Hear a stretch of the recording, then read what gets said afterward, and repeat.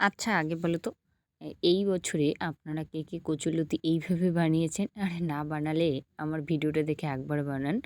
যারা কচুরলতি খায় না তারাও কিন্তু খুব সুন্দরভাবে খাবে। আর কচুরলতি কার, কার পছন্দ বলুন তো? আমার তো বেশ ভালো লাগে। তো বানানোর জন্য কচুরলতিটাকে পরিষ্কার করে ধুয়ে নিলাম।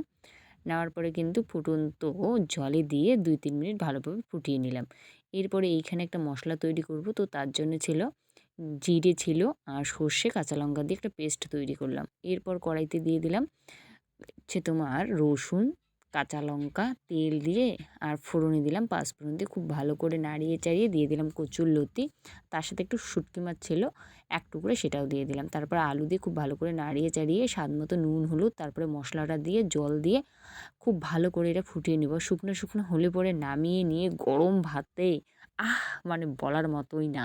এটা যদি গরম ভাতে থাকে আর কিচ্ছু প্রয়োজন লাগে না। আমার তো জাস্ট অসাধারণ লাগে। আপনাদের কেমন লাগে অবশ্যই জানাবেন।